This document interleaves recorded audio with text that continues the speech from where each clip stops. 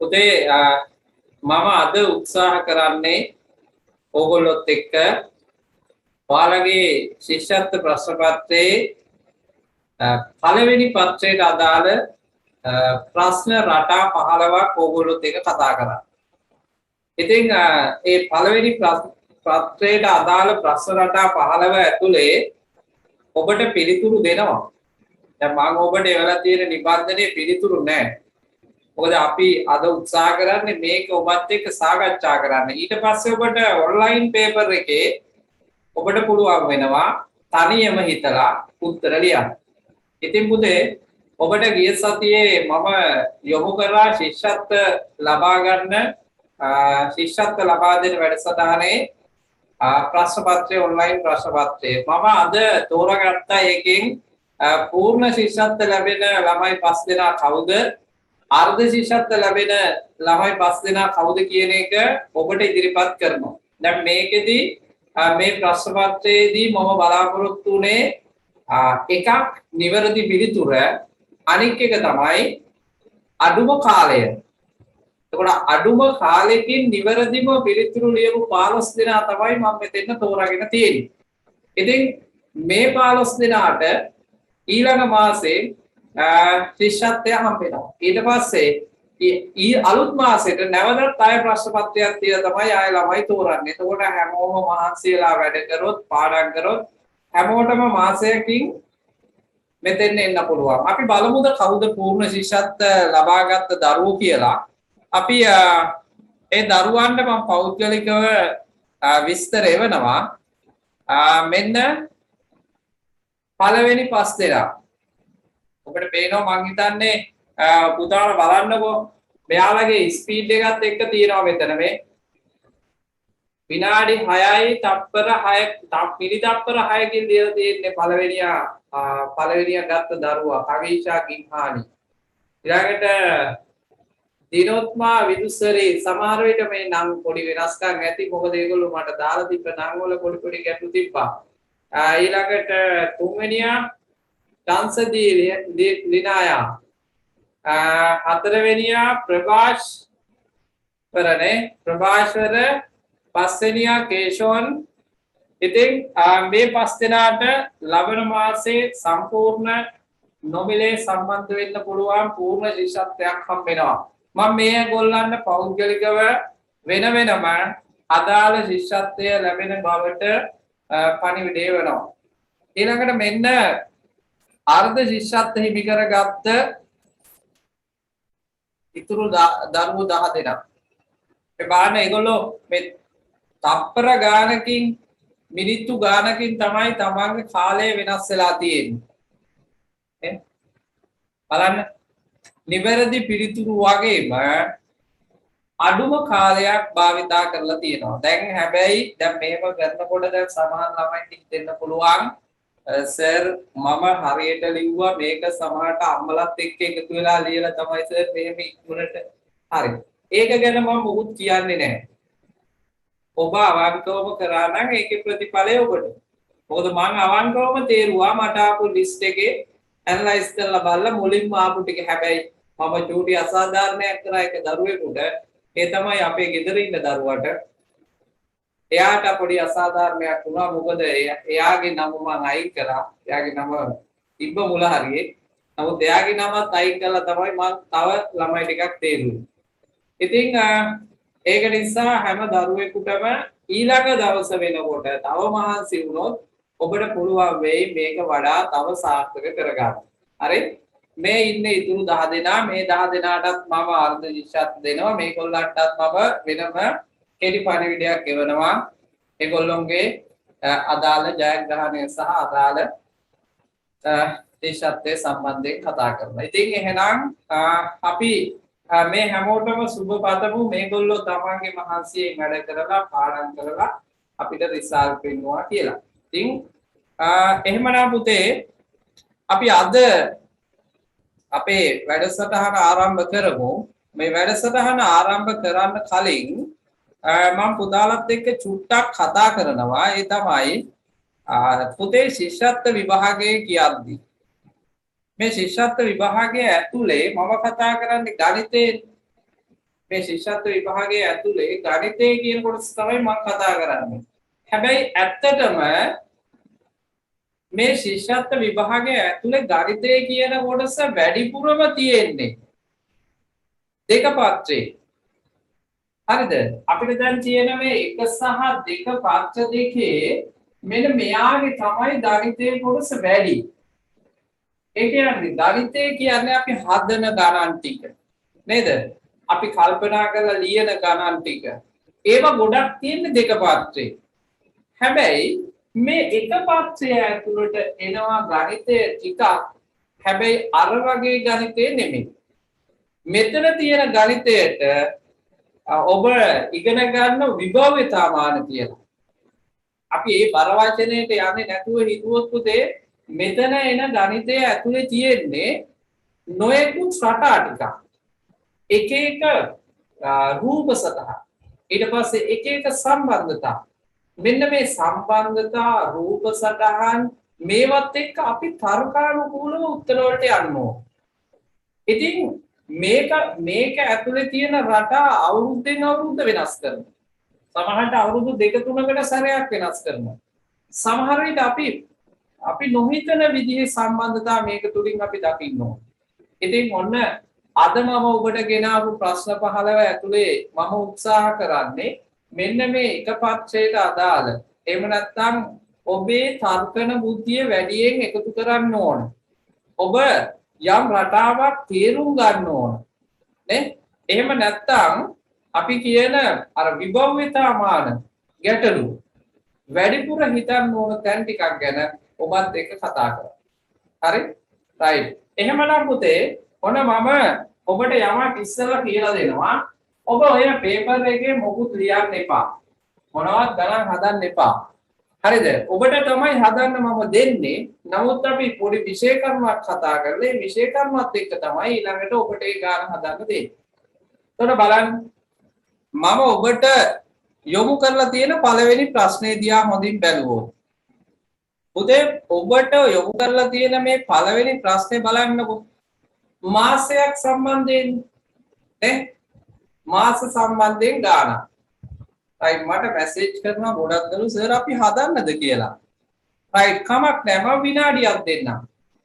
පළවෙනි ප්‍රශ්නය පුළුවන් විදියට හදන්න පටන් ගන්න.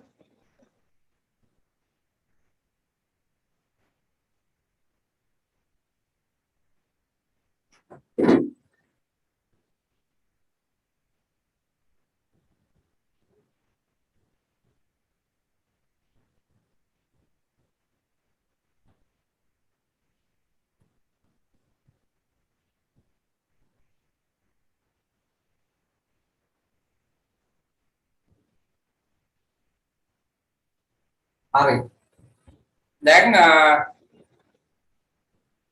ඔන්න දැන් පළවෙනි ප්‍රශ්නේ දැන් හදන්නම් කියලා ගොඩාක් දෙනෙක් මට මැසේජ් කරනවා. ඒක නිසා මම පොඩි වෙලාවක් ඒකට දුන්නා. හරිද? හරිද අපි සාකච්ඡා කරමු. මේ බලන්නකෝ. දැන් මේ වගේ ප්‍රශ්නයක් ඇතුලේ අපිට මොනවාද ගන්න පුළුවන් කාරණා? දැන් මේක කියනවා අපිට දින 30ක් සහිත මාසයක. දැන් එතකොට අපිට මාස මොනවද තියෙන්නේ? දින 30ක් තියෙන ඒවා තියෙනවා. දින 31ක් තියෙන ඒවා තියෙනවා නේ. ඊට පස්සේ 28 29 තියෙන මාසෙකුත් තියෙනවා. එතකොට මේ මාසේ ඇතුළත තියෙන දින ගැන කතා කරද්දී පුතේ සතියේ දින 7යිනේ. එතකොට සතියේ දින 7ක් වෙනකොට අපි හොඳට කල්පනා කරලා බලන්න ඕන කොහොමද මේ රටාව හැදිලා තියෙන්නේ. 7 ගොඩවල් වලින් මොන බලන්න හොඳ 1 2 3 4 5 6 7 මෙහෙම ලියන්න ඕනේ නැහැ. ඔයගොල්ලෝ ලියන්න ඕනේ නැහැ. දැන් ඔබට අවශ්‍ය යම් කරුණක් තියෙනවා නම් මම ඔතන ඉඳ තියලා තියෙන්නේ ඔබේ කරුණ සටහන් කරගන්න. හරි? හැබැයි මේක තේරුම් ගත්තට පස්සේ මෙහෙම ලියන්න ඕනේ නැහැ. පුතේ මෙන්න දින ටික අපි ගමු මෙතනනේ ඉරිදා සඳුදා අඟහරුවාදා බදාදා බ්‍රහස්පතින්දා සිකුරාදා සෙනසුරාදා ඔන්න සතිය දවස් 7 මම ඕකට අදාළව නෙමෙයි මේ කියන්නේ. දැන් ඊළඟට අපි කල්පනා කරලා බැලුවොත් පුතේ මේ බලන්න සෙනසුරාදා 7 නම් මේ 8 9 10 11 12 13 එතකොට බලන්න ඉරිදා කියන දවස පළවෙනිදා වෙනකොට නැවත ඉරිදා දවසක් එන්නේ 7ට වඩා එකක් වැඩි අගය. 7ට ඒ කියන්නේ 1ට 7ක් එකතු වුනහම එන අගයනේ මෙතෙන් ඇවිල්ලා තියෙන්නේ. එහෙමනම් මෙතෙන් නැවත මෙතන යටට එන්න ඕන මේකට 7ක් එකතු වුණු දවස. එතකොට sorry මේකට 7ක් එකතු වුණාම කීයද 15ක්. ඊළඟට ඊට යටින් තව එනවා නම් ඉන්නවනම් මේකට නැවත 7ක් එකතු වුණු දවස. මේකට නැවත 7ක් එකතු වුණු දවස කියන්නේ කීයද 22. නැවත මෙතෙන් තව දවසක් එනවා නම් ඒ දවසේ එන්න ඕන නැවත 7ක් එකතු වුණු දවස. එහෙනම් කවද්ද නැවත ආවොත් 29යි. ඔන්න දින 29ක් වෙනකොට එහෙමනම් ඊළඟට 30 මෙතන 31 මෙතන ඔහොමනේ එන්න ඕන. එතකොට පුතේ දැන් මෙන්න මේ රටාව දිහා බැලුවොත් මේක තුනේ දරුවෙකුට තේරුම් ගන්න පුළුවන් ඕන තුනේට අමාරුයි හතරේ දරුවෙකුට තේරුම් ගන්න පුළුවන්. ඒකට මේකේ පුතේ දැන් අපෙන් අහන ප්‍රශ්නෙත් එක්ක බලමුකෝ. මේ බලන්න. ඔන්න දැන් අපෙන් අහන ප්‍රශ්නේ තමයි දින 30ක් ඇති මාසයක පළවෙනිදා ඉරිදා දවසකි. 30 වෙනිදා කවද්ද? දැන් මම ඇඳලා තියෙන එකට අනුව නම් පළවෙනිදා මම ඉරිදානේ ගත්තේ. එහෙනම් 30 වෙනිදා කෙලින්ම මේ බලන්න කවද්ද දිනේ අපිට ගන්න පුළුවන් සඳුදා. ඔය අපි මේක තේරුම් ගන්න කරන්න හරි තේරුම් ගන්න පුළුවන් විදිය තමයි මේ. හැබැයි අපිට තව විදි මේකට ඕන තරම් තියෙනවා. හරිද? දැන් ඉරිදා දවස් සතියේ දවස් 7යිනේ නේද? ඉරිදා දවස් 7යි. එහෙනම් මේ බලන්න මට තියෙන්නේ දින 30ක මාසයක් නම් එතකොට 7 වරක් 4 28යි. 4ක් 4 28යි. ඒ කියන්නේ එහෙනම් 29 වෙනිදා ඉරිදා. එකක් වැඩි අගේනේ. එහෙමනම් 30 වෙනිදා වෙන්න ඕන සඳුදා. ඔන්න ඔහොමත් හිතන්න පුළුවන්. ඒ කියන්නේ අපි දැන් මේ සතියේට දවස් 7යි එහෙනම් 7න් බෙදපුවාම අවසාන දවස තමයි එන්නේ. බෙදලා එන උත්තරය කියන්නේ 28 7න් බෙදෙනවනේ. බෙදුනාම එන්නේ 28 කියන්නේ සෙනසුරාදා. නේ? එහෙමනම් 29 ඉරිදා ආපහු තිය සඳුදා. එතකොට අපි මේකට හදන්න විවිධ ක්‍රම භාවිතා කරන්න පුළුවන්. හැබැයි වඩා වැදගත් වෙන්නේ මෙන්න මේ අවබෝධය. මෙන්න මේ මා සතියක් කියන්නේ මෙච්චරයි දවස් 7යි ඊළඟට එදාම ඉන්න තව දවසක් වැඩි වෙන්න ඕන. මෙන්න මේ විදිහට ඔබට හිතන්න පුළුවන් නම් මේ ක්‍රම මොනවා වුණත් ඔබට උත්තරේ ලේසියෙන් ගන්න පුළුවන්. ඒ නිසා ඔබ බලන්න කැලෙන්ඩරය ඇතුලේ නේ දින 31ක් තියෙන මාසයක් වුණාම මොකද්ද වෙන්නේ? 30ක් වුණාම මොකද්ද වෙන්නේ? 29ක් 28ක් වුණාම මොකද්ද වෙන්නේ කියන මේ රටා ටික ඔබ අධ්‍යයනය කරන්න. හරි? හොඳයි. ඔන්න එහෙනම් අපි දෙවෙනි ප්‍රශ්නෙට යනවා. දෙවෙනි ප්‍රශ්නෙන් ඔබට කියන්නේ මේ බලන්න රෝම ඉලක්කම් සම්බන්ධයෙන් හදන්න එපා කවුරුවත් මම හදන්න ඔබට වෙලාව දෙන්න චූටි වෙලාවක්. අපි රෝම ඉලක්කම් කිව්වහම අපිට පොඩි ටිකයිනේ තියෙන්නේ රෝම ඉලක්කම්. මේ රෝම ඉලක්කම් ටික අපි අනිවාර්යයෙන්ම දන්නවනේ. හැමෝම දන්නවා රෝම ඉලක්කම් ටික මොනවද කියලා. දැන් කාට හරි ලියන්න කිව්වොත් ඕන කෙනෙක් ඒක ලියලත් පෙන්නනවා. නේ? ඒතකොට රෝම ඉලක්කම් වල ළමයි පටල ගන්න තැන් ටිකක් තියෙනවා. 1 ගැටලුවක් නැහැ. 2 3 ඔන්න පටල ගන්න එක තැනක් 4. හරිද? ඊට පස්සේ මේ බලන්නකො 1ට 1යි 2ට 2යි 3ට 3යි 4 කියලා කියන්නේ 4 කියලා කියන්නේ පුතේ මෙන්න 5 v අකුර 5ට එකක් අඩු එක.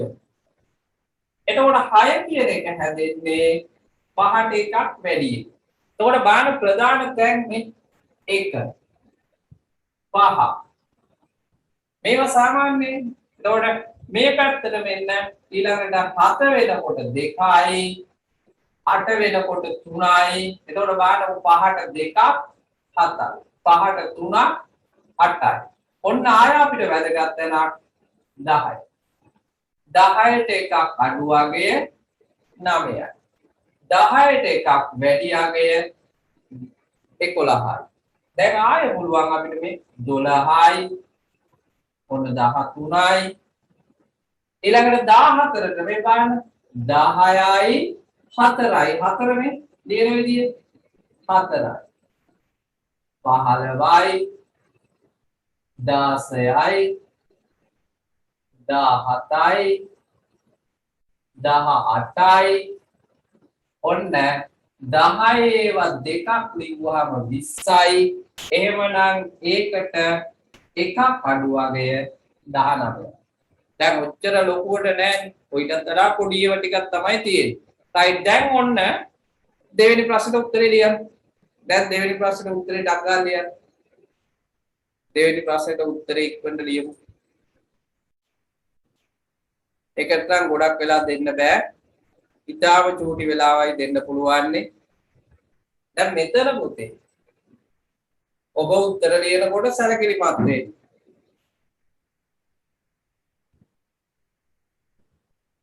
දැන් ඔයාලට විභාගයට තියෙන්නේ උත්තර තුනක් දීලා තෝරන්න හොඳ දැන් මම මෙතන එහෙම දුන්නේ නැත්තේ අපි මේ උත්තර ගොඩ නැගෙන හැටි ගැන කතා කරන්න ඕන නිසා ඔන්න දැන්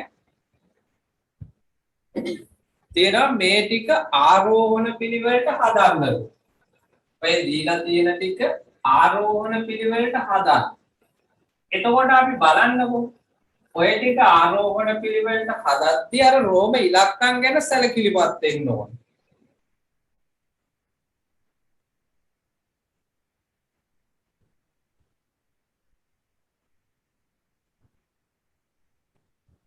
මොකද්ද පුතේ ආරෝහණ කියන්නේ?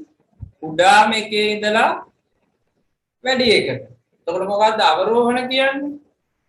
විශාල එකේ ඉඳලා කුඩා එකට. එහෙනම් මෙතන කියන්නේ අවරෝහණ. එහෙනම් අපි ගන්න ඕන ලොකුම එක. බලන්න මෙතන තියෙන ලොකුම එක තමයි 9. එහෙමනම් මුලටම එන්න ඕන 9. එතකොට මෙන්න මේ රූප සටහන තමයි මුලට එන්නේ. ඊළඟට 6. මෙන්න මේ රූප සටහන. ඊළඟට 4. 4 කියන්නේ මේ රූප සටහන.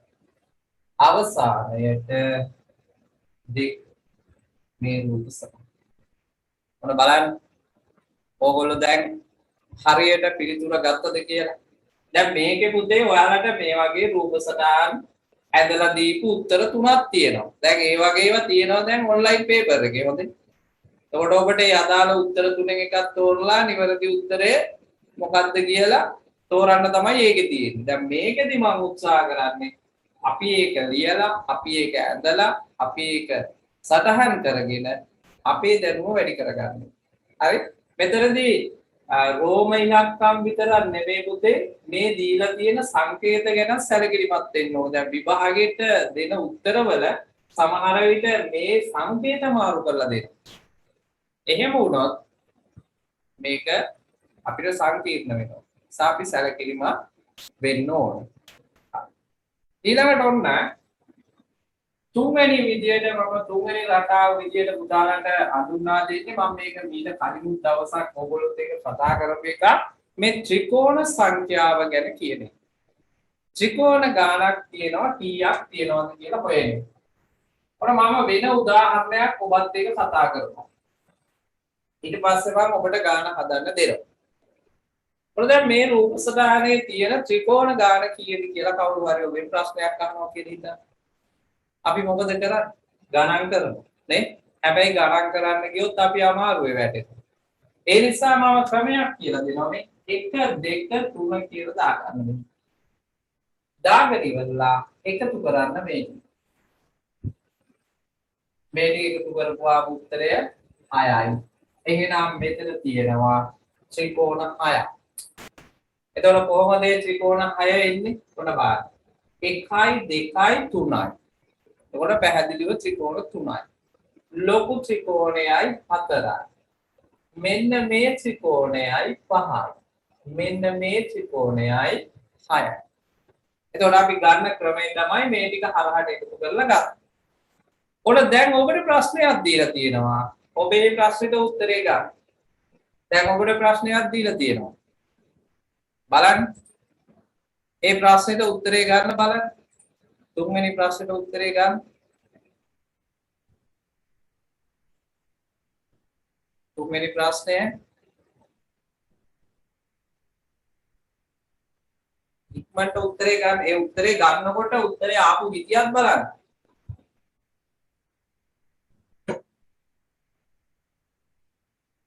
නිකාම්ම දැන් මේක හරි ඔන්න සර් මෙහෙම කිව්වා මේක තමයි හරි මෙහෙම ටක් ගාලා උත්තරේ ගන්න එක මම දන්නවා. හැබැයි පුතේ ඒ උත්තරේ ගත්තේ කොහොමද කියලා හරියට හිතට දාගන්න ඕනේ. චුට්ටක්වත් ඒක ආපහු අය කොහේ දැක්කා? අමතක කරන්න එපා. දැන් අපි අය කතා කරද්දී ආය ප්‍රශ්නයක් මෙහෙම එකක් තිබ්බොත් ටක් ගාලා උත්තර දැන් ඔන්ලයින් පේපර් එකේ ප්‍රශ්නයක් තිබ්බොත් උත්තරේ හරියට හදලා ලියන්න ඕනේ. හරි. ඔන්න දැන් මේකේ තියෙන්නේ 1 2 3 4ක් තියෙනවා නේ. එතකොට මේකට තව එකක් වැඩි වෙනවා. 4ක් වෙනවා. එතකොට කොහොමද උත්තරේ එන්නේ? අංක දාගත්ත 1 2 3 4 4 මේකතු කරනවා. එකතු කරපුවාම උත්තරේ 10යි. right. ඔයම විතරක් නෙමෙයි පුතේ. මේකේ තව රටා තියෙනවා. මම තව ප්‍රශ්නයක් අන්තිම හරිය දාලා තියෙනවා. තව ත්‍රිකෝණාශ්‍රිත ප්‍රශ්නයක්. මේකෙම තව ප්‍රශ්න ඉන්න පුළුවන්. මේ බලා ගන්න දැන්. ඔය ප්‍රශ්නේ විතරක් නෙමෙයි මේක දැන් මෙහෙම දුන්නොත්. දැන් ත්‍රිකෝණ කීයක් තියෙනවා? ඔන්න මම දැන් දෙකට බෙදුවා මේක. දැන් හොඳට කල්පනා කරන්න ඕන බලන්න. මේ වගේ මේවා දෙකක් මේ මෙතන. දැන් මේ ඉර නැතුව කල්පනා කරන්න. මේ ඉර නැතුව මේ වගේ එකක්. එතකොට මේ ඉර ගැහුවාම ඒ වගේ දෙකක්. එතකොට මෙතන දෙකක් තියෙනවා. එහෙමනම් මුළු ත්‍රිකෝණ ගාන දෙවාරයක් 10 20ක්. දැන් බලන්න අපි චූටි දේ ඇතුලේ තව ඉගෙන ගන්න තියෙන දේවල්. එතකොට මේක තව එකක් බෙදුවොත් මේ වගේ ඒවා දැන් එතකොට කීයද? 3යි. එතකොට කීයක් එන්න ඕනද? 3 වරක් 10 30. ඔන්න කල්පනා කරන්න ඉගෙන ගත්ත දේට අමතරව තව එකතු වෙවි ඉස්සරහට යන්න පුළුවන් අවස්ථා ඕන තරම් තියෙනවා. හරි. දැන් යමු අපි හතරවෙනි රටාවට. හතරවෙනි රටාව මම කියලා දෙන්නේ නැහැ. ඔබට ටක් ගාලා උත්තරේ ගන්න පුළුවන් කියලාත් මට හිතෙනවා. මේකත් විශේෂිතයි. විශේෂිතයි කියන්නේ මේ ආකෘතියේ ප්‍රශ්නත් පුතේ එකක් දෙකක් එනවා. මොනවා හරි සම්බන්ධයක් ඇති චුට්ටක් හොයලා බලන්න. චුට්ටක් හොයලා බලන්න. සංඛ්‍යා රටා කියන ආශ්‍රිතව ගන්න පුළුවන්. හැබැයි පුතේ අපි අර සලකන දෙක පාත්‍රයේ දෙන සංඛ්‍යා රටා නෙමෙයි මෙතන තියෙන්නේ. මෙතන තියෙන්නේ සමහර විට එකිනෙක සම්බන්ධයක් නැති ඒවා. ඒකට විතරක් සුවිශේෂී ඒවා තියෙනවා. ඒක නිසා එක එක ප්‍රශ්නෙට ඒක වෙනස් වෙනවා. ඒක නිසා හැම ධර්මයකම මොනවා හරි සම්බන්ධයක් මේකේ දකින්න පුළුවන්ද කියලා බලන්න. ඒ දැකපු සම්බන්ධයට අනුව අර හිස් කොටුවට මොකක්ද දෙන්න ඕන කියලා කල්පනා කරන්න පොඩි වෙලාවක් කරගෙන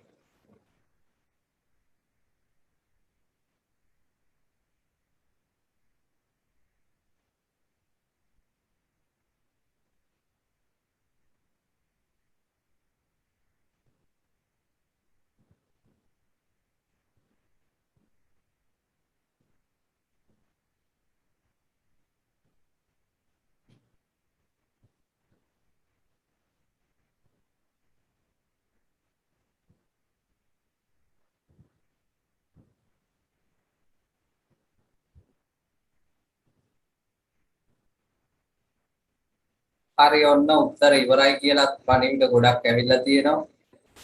බලමු කොහොමද මේ සම්බන්ධය හැදිලා තියෙන්නේ කියලා. බලන්න පුතේ උඩම මුල එක දිහා බලන්න. ඔය ත්‍රිකෝණයේ ඇතුලේ තියෙන සංඛ්‍යා ටික එකතු කරන්න බලන්න. එකයි 3යි 2යි එකතු වුණොත් කීයද උත්තරේ? හොඳට හිතලා බලන්න. අපි එකතු කරලා බලමු. ඔන්න බලන්න පළවෙනි එකේ 1 එකතු කිරීම 3 එකතු කිරීම 2 සමානයි 6යි. එතකොට බලන්න ත්‍රිකෝණයේ ඇතුලේ තියෙන ටික එකතු වෙලා 6 හැදිලා තියෙනවා. එහෙනම් ඔන්න ඊළඟට කල්පනා කරලා බලන්න මේ තුන් දෙනා එකතු වුණාම 12 හැදෙනවද කියලා. 6යි 3යි 9යි 9යි 3යි 12යි. එහෙනම් ඒකත් ඒ විදිහට තමයි ඇවිල්ලා තියෙන්නේ. එහෙමනම් මෙතන උත්තරේ එන්නත් ඕන මේ තුන් දෙනාගේ එකතුව. හරි ලේසි. මේ තුන් දෙනාගේ එකතුව අපි දන්නවා 15යි. ඔන්න මේක ටිකක් අමාරු එකක් නෙමෙයි, ඊටාම ලේසි. නමුත් මෙන්න මේ වගේ සංඛ්‍යා රටාත් අපිට එක පත්‍රය ඇතුලේ තියෙනවා. එතකොට ඒ ගැන ඔය එකතුවේ. එතකොට අපිට මෙතන පුතේ එකතුවෙන් එන්න පුළුවන්, අඩු කිරීම වලින් එන්න පුළුවන්, ගුණ කිරීම වලින් එන්න පුළුවන්, බෙදීම වලින් එන්න පුළුවන්, සමහර විට ගණිත ධර්ම කීපයක් එකට එකතු කරලා එන්න පුළුවන්. එතකොට අපිට නිශ්චිතයි මෙන්න මෙහෙම වෙනවා කියලා කියන්න බෑ. හැබැයි අපිට දෙක පත්‍රයේ ප්‍රශ්න ගැන එහෙම කෙලින්ම කියන්න පුළුවන්. එක පත්‍රයේ ප්‍රශ්න ඇතුලේ විවිධ රටා තියෙනවා. එතකොට අපි මේ රටා කීපයක් හදලා විවිධ රටා හදලා අවබෝධය ගන්න ඕන. right අපි ඉස්සරහට යමු ඊළඟ ප්‍රශ්නෙට. පස්වෙනි ප්‍රශ්නේ නම් ඔබට ලේසි ගොඩක්. බලන්න. පස්වෙනි ප්‍රශ්නේ දිහා බලන්න. ලේසි කිව්වට අපි සමහර ළමයි වරද්දා ගන්නවා.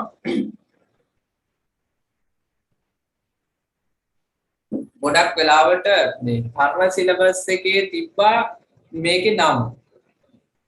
පරණ සිලබස් එකේ තියෙනවා මේකට කෙලින්ම වර්ගඵලය කියලාම දීලා. හැබැයි දැන් නෑ එහෙම. හරි. හැබැයි ඒක නොකිය වෙනත් ක්‍රම වලින් අපිට දැන් දෙනවා මේක හොයන්න. එතකොට අපි මොකද්ද කරන්න ඕන? අපි හොඳට කියන්නේ මේ කොටස පිරවීමට අවශ්‍ය කොටස් වල අක්ෂර තෝරා ලියන්න. එතකොට මේ කියන කොටස පිරෙන්න ඕන. දැන් අපි බලන්න ඕන මේ එක එක කොටස් අරගෙන කොහොමද මේක පුරවන්නේ කියලා බලන්න ඕනේ. කියලා බලලා මේක මෙහෙම වෙන්නේ කොහොමද කියලා චුට්ටක් කල්පනා කරන්න ඕගොල්ලෝ. නේ දැන් බැලූ බැල්මට අපිට ලේසියෙන් උත්තර ගන්න පුළුවන්ද කියලා බලන්න. තමන් පොඩ්ඩක් හිතලා බලන්න.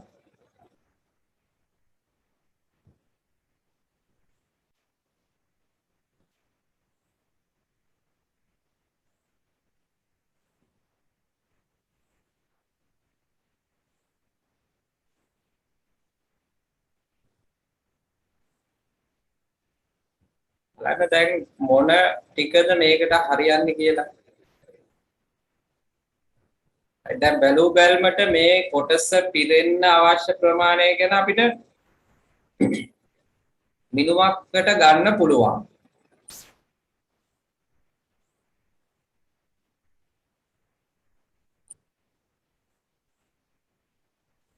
හරි. ඔන්න මම පෙන්නනවා අපි කොහොමද කරන්නේ කියලා. මේ බලා ගන්න. ඔන්න දැන් මේ රූප සටහනට අදාළව බලනවා. දැන් ගොඩක් ළමයි මේක බැලූ බැල්මට මේ C කියන ගොඩ ගන්නවා. C කියන එකයි B කියන එකයි ගන්නවා. හැබැයි මේ බලන්නකෝ C කියන එක අරන් ගිහිල්ලා මෙතනින් ඔහොම තිබ්බොත් ඔන්න ඔහොම පිරෙන්නේ. එතකොට මෙන්න මේ කෑල්ල පුරවා ගන්න විදියක් නැහැ. එහෙමනම් කල්පනා කරන්න ඕනේ. ඔන්න බලන්න එහෙනම් මම A කියන කොටස ගෙනින් තියනවා මේ. ඔන්න. ඊළඟට මෙතන කොටසක් හරහට කැපිලා වගේ තියෙන නිසා අනිවාර්යෙන් එහෙනම් මේකත් අපිට ඕන වෙනවා මේ. දැන් අවසානෙට මේ කොටස. එමනම් ඔන්න ඔබට පැහැදිලි මොන කොටස්ද මම භාවිතයට ගත්තේ කියලා. එවනම් අපිට උත්තරේ දාන්න වෙන්නේ මොකද්ද? A B D. කොටස් ටික මොනවාද? A B D. A B D කොටස් තමයි අපිට භාවිතා කරන්න වෙන්නේ. එතකොට ඔන්න හොඳින් බලන්න යම් ප්‍රදේශයක් ආවරණය කරන්න කිව්වොත් ඒ ප්‍රදේශේ වැහෙන්න ඕන. එතකොට අපි අර නිකම්ම හරි මේකේ කොටුවක් තියනවා කියලා නිකම්ම හිතන්න ගියොත් උත්තර වරදින්න පුළුවන්. හරි? ඒ නිසා ඔන්න පිළිතුර නැවත වාරයක් අපි ලිව්වොත් මොනවද එන්න ඕන? A B සහ D. ඔන්න පිළිතුර.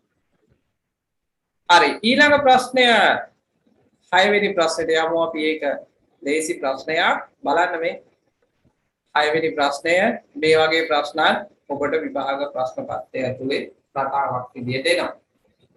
20 සිට 40 දක්වා ලිවීමේදී දෙකේ ඉලක්කම යෙදෙන වාර ගාන හා තුනේ ඉලක්කම යෙදෙන වාර ගාන සමාන වේද නොවේද? සමාන වෙනවද නැද්ද කියලා අපෙන් අහන්නේ. එතකොට අපි බලන්න ඕන. එතකොට මේකේ සංඛ්‍යා ලිවීම නේ සංඛ්‍යා අනුපිළිවෙලවල් කියන මේවනේ අපි ඉගෙන ගන්න ඕනේ. එතකොට සංඛ්‍යා අපි කොහොමද තියෙන්නේ?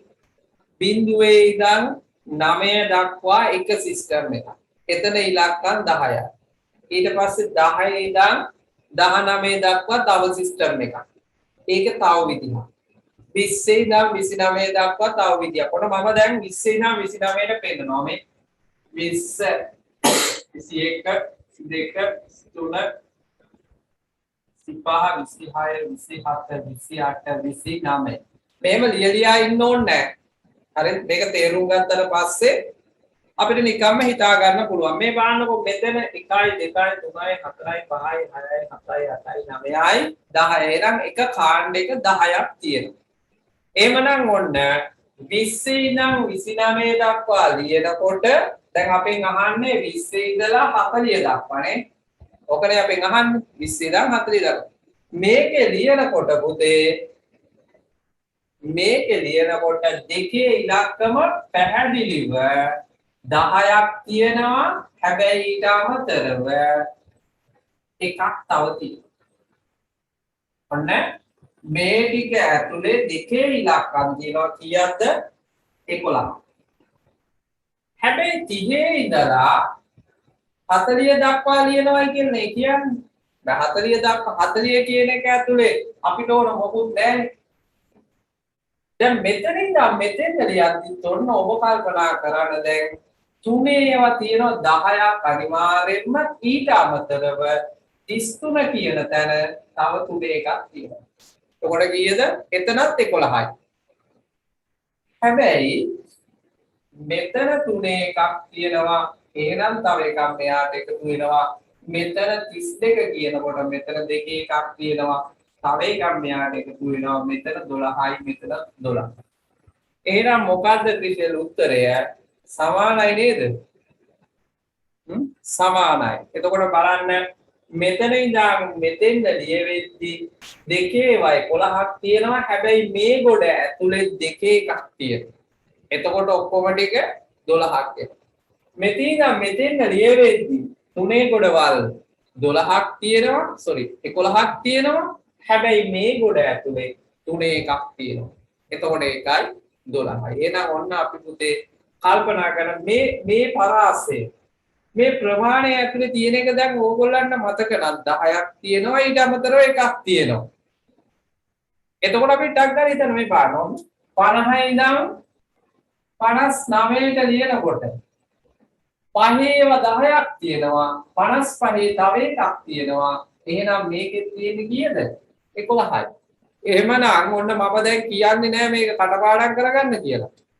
ඔබ මොළේ මේ තියෙන සංඛ්‍යා ගැන අධ්‍යයනය කරන්න. හරිද? ඔබ නිකාම මේක මම ආරි සර් කිව්වොන්නේ 11 තමයි තියෙන්නේ. ගැටලුවක් නැහැ. 11යි කියලා ටක් ගාලා එහෙම ලියා ගන්න පුළුවන්. ඒක වැරදි නෑ. sorry. නමුත් ඒක වැරදි නැති බව ඔබේ හිතට දැනෙන්න ඕන. ඔබේ හිතට දැනෙන්න නම් ඔබ කම්මැලි නැතුව අනිවාර්යෙන්ම මේක කීපයකට කරලා බලන්න ඕන. මම ඔය ඔබට එක උදව්වක් කරන්න. මෙන්න මෙහෙම එකක් තියෙනවා පුතේ මේක හොයන්න. හරිද? එතකොට ඔබට ශිෂ්‍යත්වයට මොන ප්‍රශ්න දුන්නත් වරදින්නේ. ඔබ හැබැයි එකක් විතරක් කටපාඩම් කරගත්තොත් ඒක දශමයක් හරි වෙනස් වුණ ගමන් ඔබේ උත්තර වර්ධිනවා. ඒ නිසා ඔබ හිතන්න. ඔබ බය නැතුව හිතන්න. දැන් ඔබට පුළුවන්. හැම දරුවෙකුටම මේක පුළුවන්. අන්න ඒ ගැන විශ්වාස කරලා ඔබ මේ ගැන වැඩිපුර හිතන්න. එතකොට මේ රටාව ඇතුලේ අපිට ගන්න තියෙන්නේ හැම එකකම 60 ඉඳන් 69 ගත්තත් 6 ඒවා තියෙන්නේ 11. 70 ඉඳන් 79 ගත්තා 7 ඒවා තියෙන්නේ 11යි. හරි ලේසි මේක. right අපි ඊළඟ ප්‍රශ්නෙට යමු. බලමු අපි ඊළඟ ප්‍රශ්නය මොනවා එකක්ද දීලා තියෙන්නේ කියලා. මෙන්න තව ප්‍රශ්නයක් තියෙනවා. එතකොට 6 වෙනි ප්‍රශ්නෙට උත්තරය පුතේ සමාන වේද නොවේද කියලා නේ අහන්නේ. දැන් ඔබට විභාගයට දුන්නා නම් ඕක මෙන්න මෙහෙමයි ඔබේ උත්තර තුනට දෙන්නේ. හරිද? දැන් මේක පැහැදිලි කරන්න ඕන නිසානේ මම උත්තර තුන දැම්මේ නැත්තේ. නැත්තම් උත්තර තුන දැම්මම නම් ඕගොල්ලෝ දඩාස් දාලා උත්තරයක් ගහනවා. ඒතර ඔබට උත්තරාවනම් තියෙන්නේ මෙහෙමයි. පළවෙනි එක සමාන වේ. දෙවෙනි එක සමාන නොවේ. තුන්වෙනි එක කිව නොහැක. දැන් මේ කිව නොහැක කියලා දුන්න ගමන් ළමයා ෂුවර් නෑ තමයි හරි කියලා ඔයගොල්ලෝ තමයි ගහන්නේ. එහෙම නෙවෙයි ඔබ හරියට හිතන්න. right. අපි යමු 7 වෙනි ප්‍රශ්නෙට. 7. ඔන්න ඔබට කල්පනා කරන්න මම දෙන්නම් චූටි වෙලාවක්. 7 වෙනි ප්‍රශ්නය ඔබ තනියෙන් කල්පනා කරන්න. ඔය තියලා තියෙන ඉඩ ප්‍රමාණය ඔබ ප්‍රශ්නෙට උත්තරේ ලියන්න. දැන් මෙතනක් තියෙන්නේ නිවැරදි සිංහල පිළිබඳ අවබෝධයක් ගන්න ඕන ප්‍රශ්නයක්.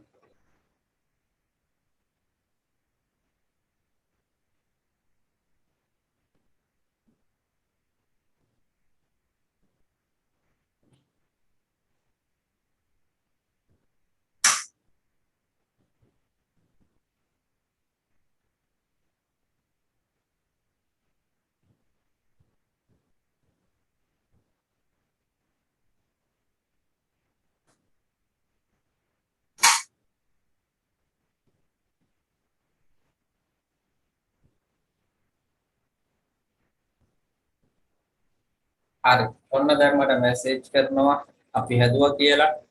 හැබැයි සමහර දරුවෝ හැදුවයි කියලා මට දාන උත්තර වැරදි. උත්තරේ වැරදුනාට කමක් නැහැ. හරිද? උත්තර වැරදුනාට කමක් නැහැ. හැබැයි ඊට පස්සේ පැහැදිලි කරලා දුන්නාට පස්සේ ඇයි ඔයාලට වැරදුනේ? ඇයි මට වැරදුනේ? මොකක්ද වැරදුනේ? මම මේක ආයෙ වරද්දා ගන්නවත් වරද්දා ගන්න නැතුව මම කොහොමද හදන්න ඕන? අන්න ඒව ගැන කල්පනා කරන්න. හරි? එහෙම නැතුව ඒක හරි නම් හරි වැරදි නම් වැරදි කියලා එහෙම සද්ද නැතුව ඉන්න එපා. දැන් ඔබට ඔබ ඉඩ තියලා තියෙන්නේ ඒකට මම.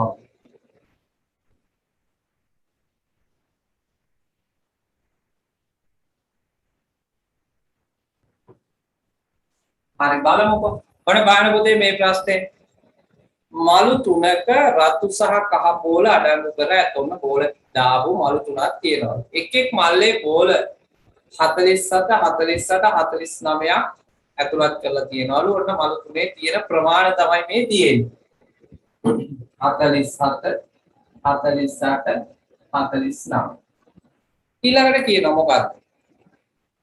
එක මල්ලක ඇති කහ බෝල ගණන රතු බෝල ගන්නට වඩා 4කින් වැඩිලු. කහ බෝල ගණන රතු බෝල ගන්නට වඩා 4කින් වැඩිලු. එහෙමනම් වැඩිපුර 4ක් තියෙනවා අනිත් ඒවා සමානව තියෙනවා කියලා නෙමෙයි කියන්නේ. බලන්න හොඳට කල්පනා කරන්න. එක මල්ලක ඇති කහ බෝල ගණන රතු බෝල ගන්නට වඩා 4ක් වැඩි. එතකොට රතු බෝල ගානයි කහ බෝල ගානයි සමාන ප්‍රමාණයක් තියෙනවා. හැබැයි කහ බෝල තව 4ක් වැඩිපුර තියෙනවා. එහෙමනම් ඔන්න උතනින් අපි අල්ල ගන්නවා කොහොමද මේ වැඩේ කරන්න කියලා. එතකොට වැඩිපුර 4ක් තියෙනවා නම් ඉතුරු ටික සමානව බෙදෙන්න ඕනේ දෙකට. ඉතුරු ටික සමානව බෙදෙන්න ඕනේ. එතකොට කල්පනා කරලා බලන්න. දැන් 47න් 4ක් අඩු කරනවා. මම ඔන්න එක එකකින් අඩු කරලා පෙන්නනවා. අඩු කරපුවාම 43යි. මේක දෙකෙන් බෙදෙනවද? නැහැ. මේක දෙකෙන් බෙදෙන්නේ නැහැ. ඊළඟට 49 හතරක් අඩු කරනවා. 45යි. මේක දෙකෙන් බෙදෙන්නේ නැහැ. එහෙමනම් මේ මලු දෙකේ ඔය කියන සිද්ධිය වෙන්න බෑ. මොකද අරකට වඩා හතරක් වැඩි. එතකොට ඉතුරු ටික හරියට දෙකට බෙදෙන්න ඕන. වඩා වැඩි කියන්නේ සමානව තිබිලා ටිකක් වැඩි වෙනවයි කියන එකනේ. එහෙනම් මොන මෙයාගෙන් හතරක් අඩු වෙනවා. 44යි. මේක දෙකට බෙදෙනවා. 44 දෙකට බෙදුවා 22යි බෙදෙනවා. එහෙමනම් ඔන්න මල්ලේ තියෙන්න පුළුවන්නේ 48යි. එතකොට මම කරේ මොකද්ද බලන්න.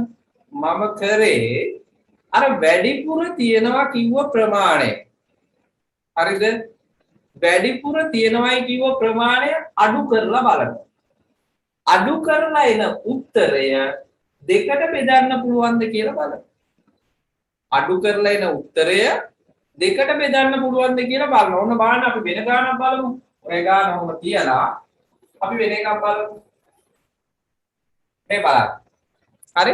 අපි හිතමු මල්ලේ තියෙනවා බෝල 43යි 44යි 46යි කියලා. දැන් ඔන්න කියනවා වැඩිපුර මේ වෙන ගානක් හොඳේ. අරකට උත්තරය 48. ඒක පස්සේ අපි බලමු.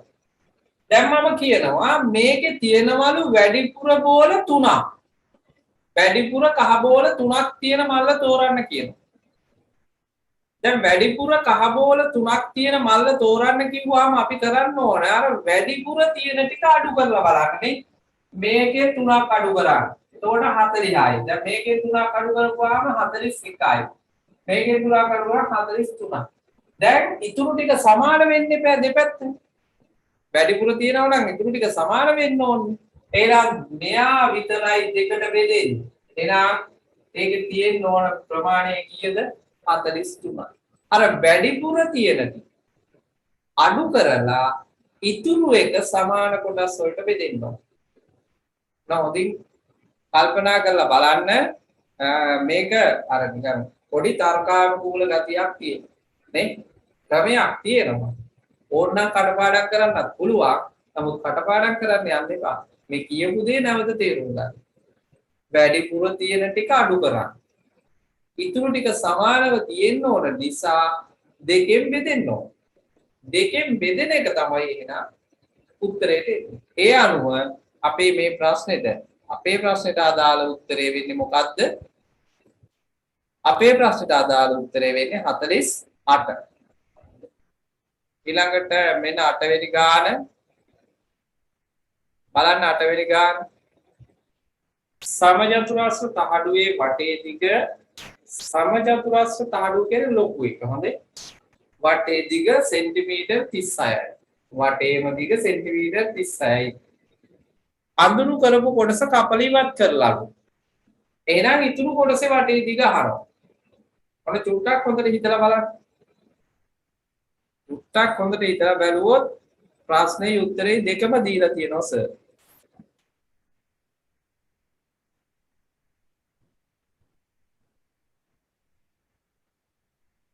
හත්වෙනි ප්‍රශ්නෙට උත්තරය පුතේ 48.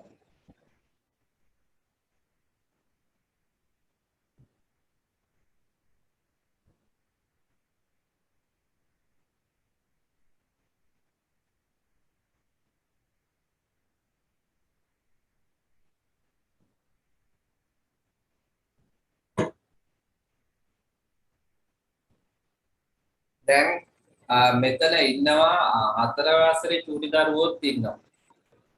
දැන් 4 වසරේ චූටි දරුවන්ට මේකේ තියෙන සමහර ඒවා චුට්ටක් අමාරුයි. ඉතින් පුතාලා මෙහෙම කරා. මම මේකේ වීඩියෝ එකත් ඕගොල්ලන්ට විතරයි එවන්නේ. ඕගොල්ලෝ වීඩියෝ එකත් බලන්න. නැවත බලන්න. දැන් 5 වසරේ අයියලා අක්කලා ටික තව මාසෙකින් දෙකකින් විභාගෙ ලියලා ඉවරුනාට පස්සේ 4 වසරේ දරුවන්ට මම වෙනම පුතාලගේ අච්චු පොත නැත්නම් සිලබස් එකේ තියෙන විෂය කර්ම ටිකයි ඊට අමතරව මේ වගේ තවත් සරල ගණන් වල ඉඳලා පුතාලත් එක්ක නැවත වෙනම කතා කරනවා. දැන් මේ එතකන් පුතාලත් මේකට සම්බන්ධ වෙලා මේ කියන රටාවත් මේ කියන ක්‍රමවේද සුට්ටක් උත්සාහ කරලා තනියෙන් හිතන්න. අතරේ දරුවන්ට පුළුවන් තනියම හිතන්න මේක. අම්මලි වෙන්නේ නැතුව මම මහා ලොකු ප්‍රශ්න ගොඩක් දාලා නැහැනේ ප්‍රශ්න 15යිනේ. ප්‍රශ්න 15 කියන්නේ චුට්ටයි. ඒකේ හැබැයි මම උත්සාහ කරනවා හැම වෙලාවෙම එකිනෙකට වෙනස් ගණන් 15ක් ඔබත් එක්ක කතා කරන්න. මෙතෙක් ශිෂ්‍යත්ව පේපර් එකට ආපු සහ ඒ අනුව ඉස්සරහට එන්න නැත්නම් අපි අනුමාන කරන ප්‍රශ්න මේකට එකතු කරා. හරි. බලන්න පුතේ 8 වෙනි ප්‍රශ්නේ. සමචතුරස්‍ර තහඩුවේ වටේ දිග. වටේ දිග කියන්නේ මේ බලන්න මම ඇදලා පෙන්නන්නම් ඕගොල්ලන්ට වටේ දිග. මෙන්න මේකනේ වටේ දිග. නේද? ඔන්න බලන්න වටේ දිග කිව්වාම මෙතන ඉඳන් මෙතෙන්න, එතන ඉඳන් මෙතෙන්න, මෙතන ඉඳන් මෙතෙන්න සහ මෙතන ඉඳන් ඔන්න ඔය රවුම ගියපුවාම අපිට කියනවා කීයද? 36යි කියලා. හැබැයි මෙන්න මේ කොටස දැන් කපලා අයින් කරලා. දැන් ඉතුරු ටිකයි අපෙන් අහන්නේ. ඉතුරු කොටසේ වටේ දිග අහනවා. එතකොට මේ බලන්න කොහොමද? ඔන්න හොඳට තේරුම් ගත්ත දරුවෙක් නම් මේකේ උත්තර හරි ලේසි හොඳ. මේ බලන්න. මෙන්න මේ දිග. හරිද? මෙන්න මේ ටික. මෙතන ඉඳන් මෙතෙන්න තියෙනවනේ ටික. ඔන්න තියෙනවා. ඊළඟට මෙතන ඉඳන් මෙතෙන්න තියෙන ටික. හොඳට බලන්න මම මේ කියන ටික. මෙතන ඉඳන් මෙතෙන්න තියෙනවා. එතකොට මෙන්න මේ වෙනස් වෙලා නැහැනේ පුතේ මෙන්න මේ ටික. මේ දුර මෙතන එහෙමම තියෙනවා. එහෙමනම් ඒ ටික වෙනස් වෙලා නැහැ. ඒ විදිහට අපි අනිත් පැත්තට හිතුවොත් බලන්න. අනිත් පැත්තට හිතුවොත් මේ දුර මෙතන තියෙනවා මේ. ඊළඟට මෙතන ඉඳන් මේට තියෙන දුර මේ ඉතුරු ටිකේ තියෙනවා. එහෙමනම් පුතේ මේ තහඩුවේ වටේ දිගයි මේ කෑල්ල කැපුවා කියලා ඒ කෑල්ල ඉවත් වුණා කියලා මේ ඉතුරු වෙන එකේ වටේ දිගේ වෙනසක් නැහැ. එහෙමනම් දෙකටම උත්තරය 36ම තමයි. 36ම තමයි. මේක දැන් පුතාලට සමහර විට එහෙම වෙන්න බෑනේ. ඒ විදිහට වෙන්න බෑනේ. එහෙම කියලා හිතෙනවා. ඒක හරි. ඔබට පුළුවන් මේකට පොඩි වැඩක් කරලා බලන්න. මෙන්න මේ කියන ක්‍රියාකාරකම ඔබ ගෙදරින් කරොත් තනියම ඔබට මම මේ කියපු දේ හරිද වැරදිද කියලා තේරෙයි. පුතාලා ගෙදරින් කපා ගන්න සමචතුරස්‍රය. ඔයාලා කැමති දිගක් තියෙනවා. අපි හිතමු මම හිතන සෙන්ටිමීටර් 5ක් පැත්තක දිග වෙන සමචතුරස්‍රයක් කියලා. හරිද? එතකොට පුතේ මෙහෙම කපපුවාම 5යි ඔන්න ඔක්කොම කීයද 25. හරිනේ 25. මේක ඔබ ගෙදරින් කරලා බලන්න හොඳ. ඊළඟට ඔබ කැමති තැනකින් මේක මෙහෙම කපන්න. කැමති තැනකින් මේ කැලල කපලා අයින් කරන්න. කැමති විදියට. හැබැයි කැමති විදියකට කිව්වට හරිද? හරි කැමති විදියකට කිව්වට මේක කපනකොට පුතේ ඇදට කපන්න බෑ හරි කෙලින් පහලට මෙතන හරි කෙලින් මෙහාට මේ මේකට අංශක මේ සිජු කෝණය වෙන විදියට තමයි කපන්න ඕන හොඳ මේ විදියට සිජු කෝණ වෙන විදියට කපලා අයින් කරලා බලන්න එහෙම කපලා අයින් කරාට පස්සේ මේ දිග වටේ දිග මැනලා බලන්න එහෙම මැනලා බැලුවහම ඔබට තේරෙයි මේ ලොකු එකේ වටේ දිග 5යි 20යි නේ ඔක්කොම ටික 20යි එහෙනම් මේ කපලා මේ කොටස අයින් කරා ඉතුරු වෙන ටිකේ 20 වෙනවා කියනවා හරි දැන් මේ ගැන අවබෝධයක් තියෙන දරුවෝ මේ ක්‍රියාකාරකම නැවත කරන්න ඕනේ නැහැ හැබැයි ඔබේ හිතට පොඩි හරි සැකයක් තියෙන දරුවෙක් ඉන්නවා නම් ක්‍රියාකාරකම කරලා බලන්න. හරිද? ඒ අපි ඉගෙන ගන්න ඕන දැන් ඔයාලා ඉස්කෝලේ ගියා නම් ඉස්කෝලේදී මේව කපලා කොටලා මේවා අපි ඉගෙන ගන්නවා. හැබැයි නෑනේ දැන් ගෙදරනේ ඉන්නේ නේද? ඒක නිසා පුතාලා උත්සාහ කරන්න තනියෙන් මේ ක්‍රියාකාරකම කරලා උත්තර වලට යන්න. රයිට් අපි ඊළඟ ප්‍රශ්නෙට යමු. 9 සහ 10 කියන ප්‍රශ්න දෙකටම විනාඩි 2ක් දෙනවා ඔබට. ටක් ගාලා කල්පනා කරන්න.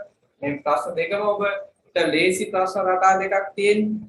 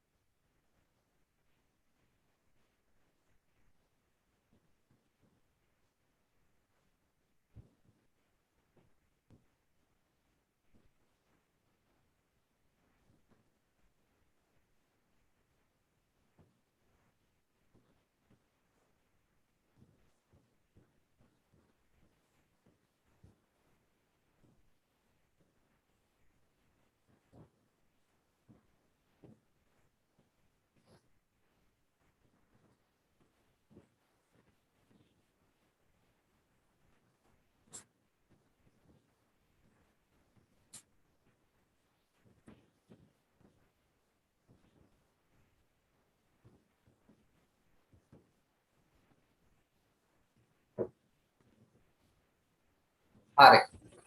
කාලය ඇති. බලන්න පළවෙනි ප්‍රශ්නය කියන්නේ 9 වෙනි ප්‍රශ්නය පුතේ. හරි. දැන් මේ 9 වෙනි ප්‍රශ්නය ඇතුලේ අපි තේරුම් ගන්න ඕන දේ තමයි පුතේ සමාන ලකුණ කියන එක. සමානයි කියන එක හිතන්නකො. සමානයි කියන එකේදී අපි තේරුම් ගන්න ඕන කරුණු ටිකක් තියෙනවා. ඒවා හිතේ තියාගන්න මේ පෑන් දෙකක් ඔබට පෙන්නනවා.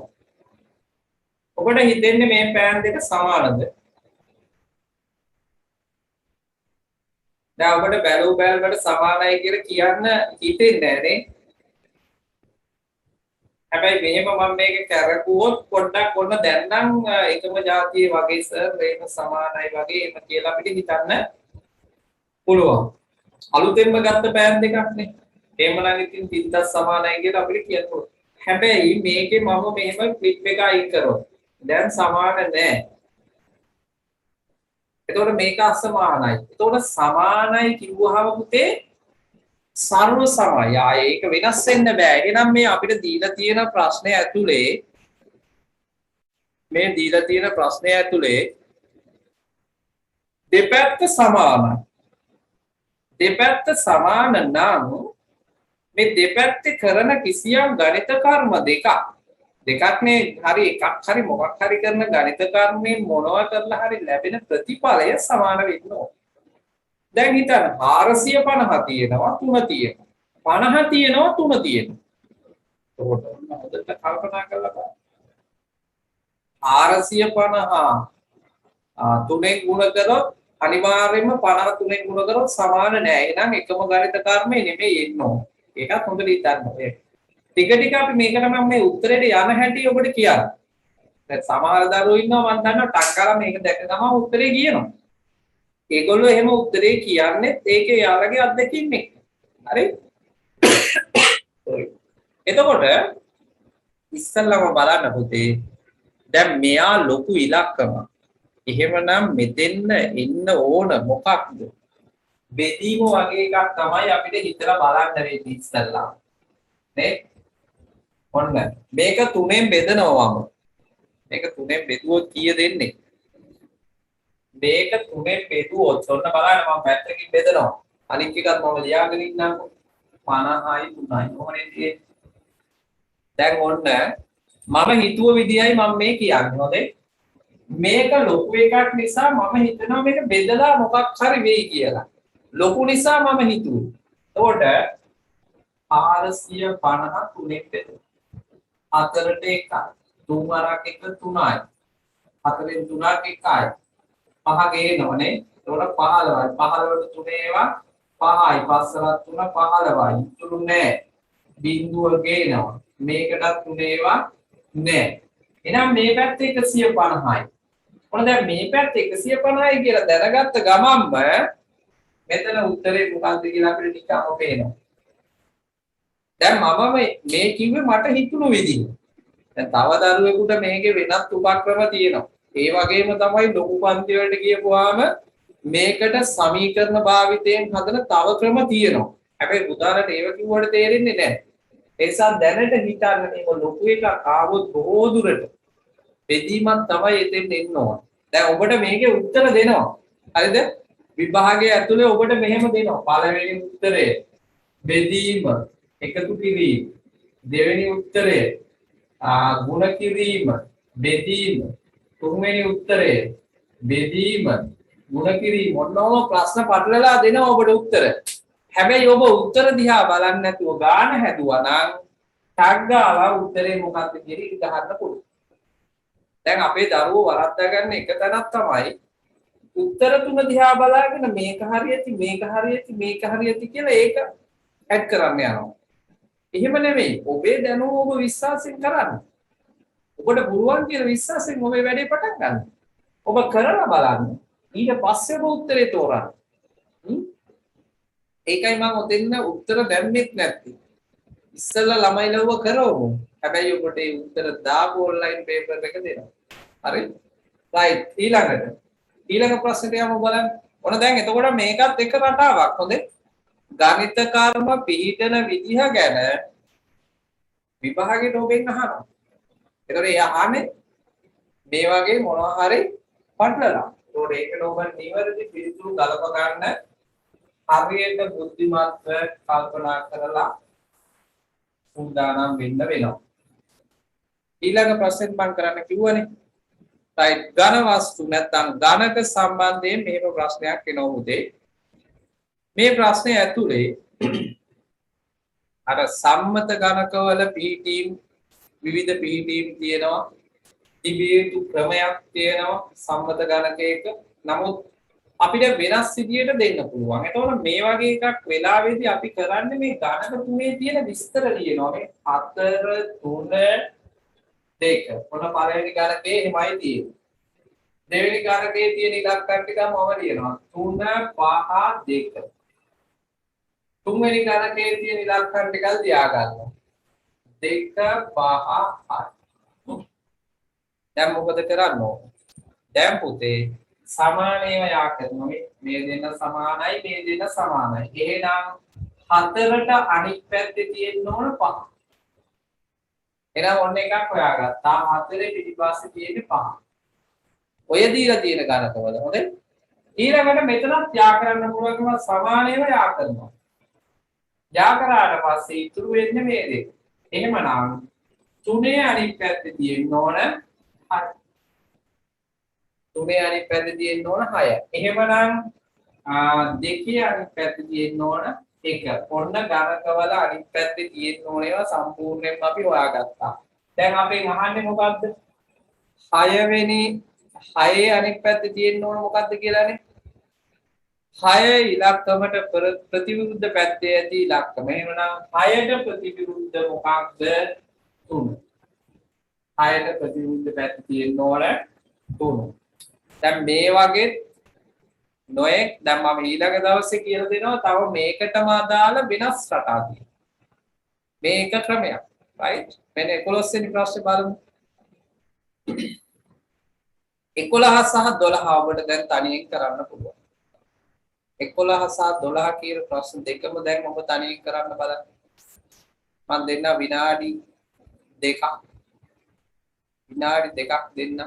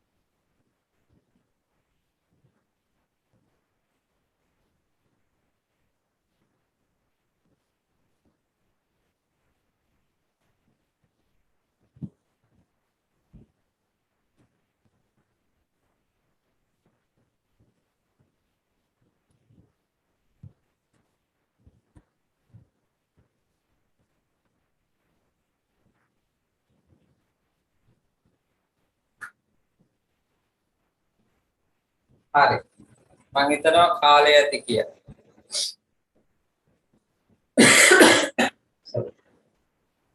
තරමක සමීපතකින් තමයි ඉන්නේ. අපි මේක ඉවර කරමුනේ. මෙහෙම බලන්න 3 6 1 7 5 2 යන සංඛ්‍යා ආරෝහණ පටිපාටියට සැකසීමට ඉලක්කම් කීයක පිළිදීම වෙනස් කළ යුතුද? දැන් එතකොට මෙතන තියෙන ආරෝහණ දැනගන්නත් ඕන වෙනස් කරන ගාන ගැන සිහිය තියෙන්න ඕන. එතකොට අපි බලන්න ඕන මොනවාද වෙනස් කරන්න ඕන කියලා.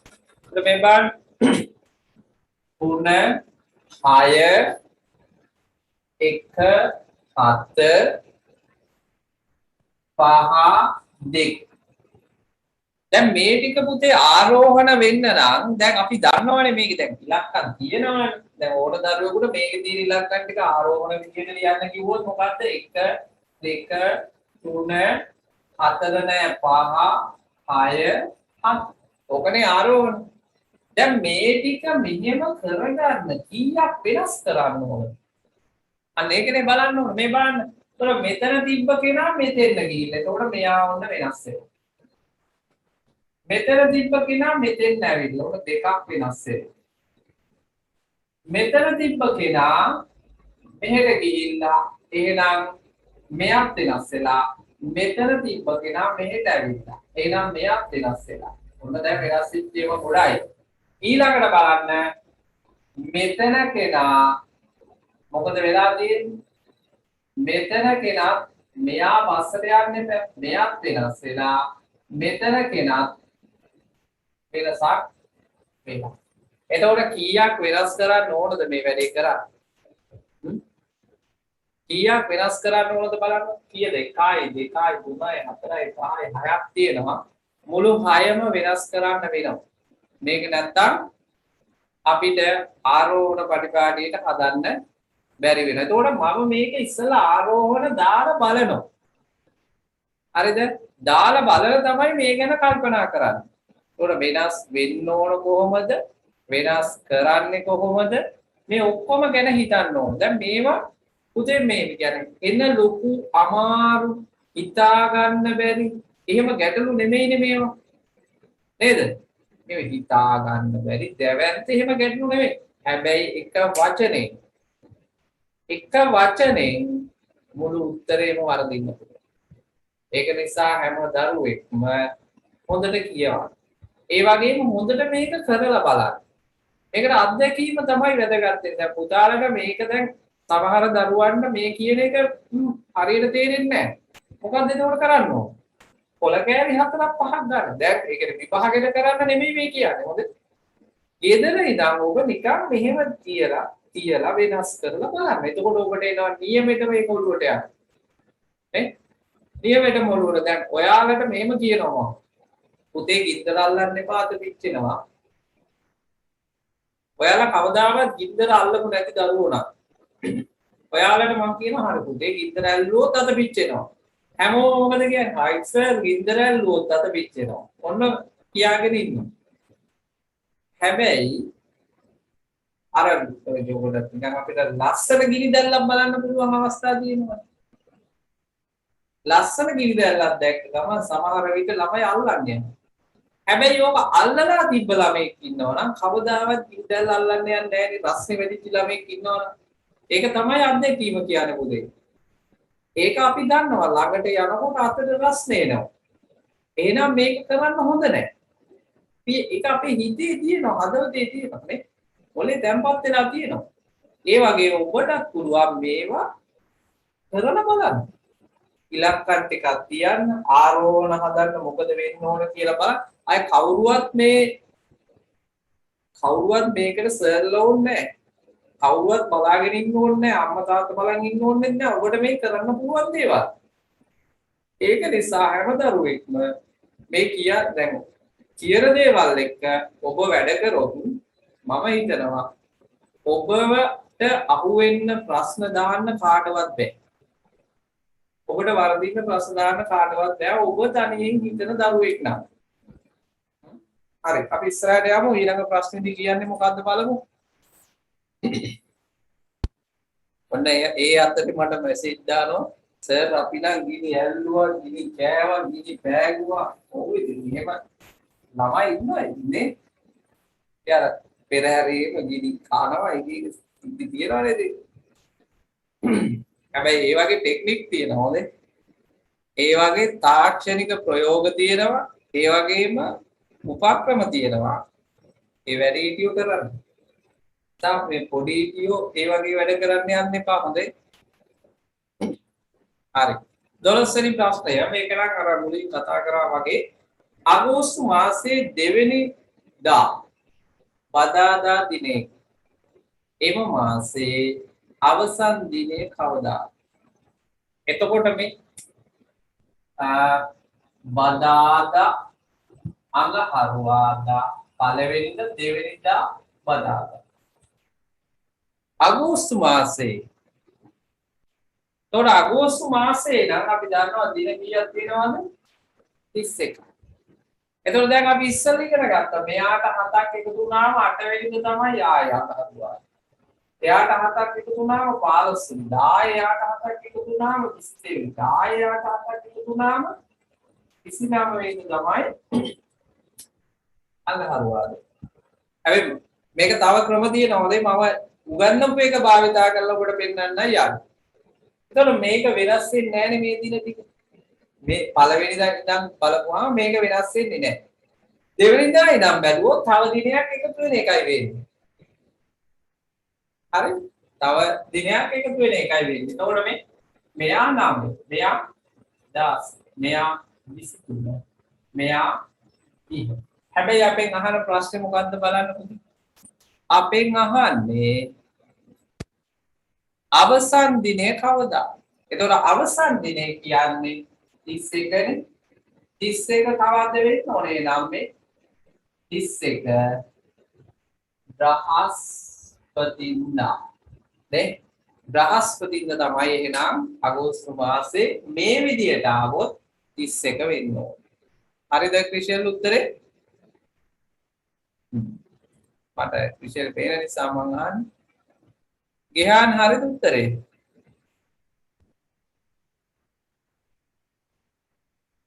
හරිද ගියාන්ගේ? හරිද? right. හොඳයි. අපි ඊළඟට අපි ඉස්සරහට යමු. එතකොට මේ බලමු මේ රටාව තියෙනවා හැමතැනම. උඩ හැම දරුවෙකුම මේ රටාව තේරුම් ගන්න. රටාව තේරුම් අරගත්තොත් අපෙන් මොන විදියට ප්‍රශ්නේ කරකලා ඇහුවත් අපිට උත්තර තියෙනවා. දැන් මම ඇහුවේ මුල ඉඳන් අගට හොඳේ. කාට හරි අග ඉඳන් මුලත් ප්‍රශ්න අහන්න පුළුවන්. තමාට ඔන්ලයින් පේපර් එකේ අග ඉඳන් මුලට තියෙන්නත් පුළුවන්. හොඳේ කල්පනා කරලා බලන්න. එහෙම ප්‍රශ්න ඇවිල්ලා තිබ්බොත් ඒවට නිවැරදි පිළිතුරු ලියන්න. හරි. අපි ඊළඟ ප්‍රශ්නට යමු. බලන්න. 13 වෙනි ප්‍රශ්නය. ආයෙත් ත්‍රිකෝණ ගානක්. හැබැයි අර ත්‍රිකෝණ විදිය නෙමෙයි. බලන්න අපි 13ට උත්තරයක් ගමු පොඩි වෙලාවක් අරගෙන 13 වෙනි ගානට උත්තරයක් ගමු.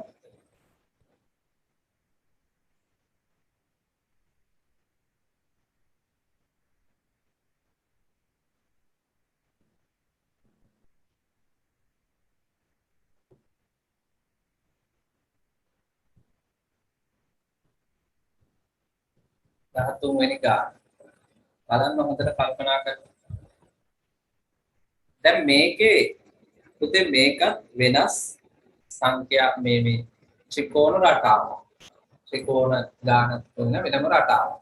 මේකේ තියෙන්නේ අරක වගේ නෙමෙයි. එක එක කොටස් ටිකක්. මේ බලන්න ඔන්න එක ත්‍රිකෝණයක් තිබ්බොත් කිසි ප්‍රශ්නයක් නැහැ. එක ත්‍රිකෝණයක මේකේ කිසි ගැටලුවක් නැහැ. අපි ඕක මෙහෙම ආවොත් මේ බලන්න. තව ත්‍රිකෝණයක් මේක මැදි කරනවා මේ. මැදි කරපුවාම ඔන්න බලන්න. මෙතන 1යි 2යි 3යි 4යි ලොකු ත්‍රිකෝණයේ කීයක් එනවද? 5ක් එනවනේ.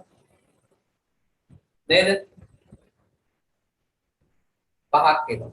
එතකොට මේ බලන්න 1යි 2යි 3යි 4යි මේකයි 5. එතකොට තව ත්‍රිකෝණයක් මේකට මැදි කරමු. ඔන්න 1යි 2යි 3යි මෙතන 4ක් තියෙනවා. එතකොට මේ අලුතෙන් මේ ලොකුවට තියෙන ත්‍රිකෝණයත් එක්ක 4ක් එනවා. එතකොට මෙන්න මෙයත් එක්ක 4ක් එනවා. මෙයාම 1යි. එතකොට අපිට ඔන්න බලන්න රටාවක් එනවා. මෙයා 1යි. මැද එක්කෙනා 1යි. හරිද? ඊළඟට මෙයා තව එකක් එක්ක සෙට් වුණ ගමන් මේ විදිහට 4ක්. ආපහු ඒකට තව ලොකු එකක් එකතු වුණොත් තව 4ක්. තව ලොකු එකක් එකතු වුණොත් තව 4ක්. එතකොට මේකේ මේ 1යි 4 4 තමයි යන්නේ. රටාව. ඒ අනුව මෙතන කීයක් එන්න ඕනද? ඔක්කොම ත්‍රිකෝණ 9ක් තියෙන්න ඕන. ඒ අනුව ඔන්න අපි දීලා තියෙන රූප සටහනේ ත්‍රිකෝණ 9ක් අපි අඳුර ගන්නවා. නේ? බැලූ බැලමටත් අපිට නිකම්ම හිතන්නත් පුළුවන්. නමුත් මේ එන රටාව තේරුම් ගත්තාම ඊට වැඩිය ලේසි. 1යි 2යි 3යි 4යි 5යි 6යි 7ක් ඔන්න පැහැදිලිව පේන්න තියෙනවා. ඊළඟට මේ ත්‍රිකෝණය 8යි ලොකු ත්‍රිකෝණය 9 ඔන්න හැදෙන හැටි. ඒකට අපි කල්පනා කරලා බලන්න. ඊළඟට අපි යමු 14 වෙනි ප්‍රශ්නෙට. 14 සහ 15 කියන ප්‍රශ්න දෙකටම අපි එකපාරට යමු. දැන් 14 වෙනි ප්‍රශ්නය ඇතුලේ තියෙන්නේ බලන්න. මොකක්ද? අත්තක ඉන්නවලු කුරුල්ලෝ වගේක්. ඒ කුරුල්ලන්ගේ හොට සහ පාදවල එක. දැන් මේ වගේ ප්‍රශ්නයකදී අත්තක කුරුල්ලන්ගේ පාද කිව්ව ගමන් ළමයි හොට අමතක කරලා පාද වලින් බෙදන්න යනවා. ඔන්න ඔතන තමයි ඒක තමයි ළමයි වරද්දගන්නේ. ඒත් මේක කියවනකොට හීන්සීරුවේ හරියට කියවනවා නම් නේ කුරුල්ලන්ගේ පාද හා හොටවල එකතු. එතකොට කුරුල්ලෙක්ගේ පාද දෙකයි හොටයි ඔක්කොම කීයද? 3යි.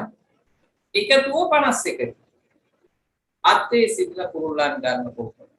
එතකොට ඔන්න අපි දන්නවා කුරුල්ලන්ගේ පාද සහ නේ පාද හොට මේක 2යි මේක 1යි ඔක්කොම 3යි. එහෙනම් මේ තුනේ ගොඩවල් ගානක් තමයි තියෙන්නේ. 51යි. මේ වගේ එකතුව 51යි. එහෙමනම් කුරුල්ලෝ ගාන බලන්න මොකද කරන්නේ? 51 බෙදෙනවා 3ෙන්. 5ට 3ේම 1යි. එක්වරක් 3 3යි දෙකක් ඉතිරි එක දෙනවා 21ට 3 ඒවා 7යි 4ක් 3 21යි 3. එහෙමනම් කුරුල්ලෝ කී දෙනායිද? 17යි. නේ? කුරුල්ලෝ 17 දෙනා. ඊළඟ අවසාන ප්‍රශ්නය. දැන් ඔය කුරුල්ලොන්ගේ මේ විදියට පුතේක රටාවක් එනවා. බලන්න මතකද තව රටාවක් තියෙනවා මොනවද? කුරුල්ලෝ ඉන්නවා, ගවයෝ ඉන්නවා, පාද ගණන් වල එකතුව දෙනවා. ත්‍රිරෝද රථ බයිසිකල් තියෙනවා, රෝද ගණන් වල එකතු වෙනවා. ඒක තව රටාවක්.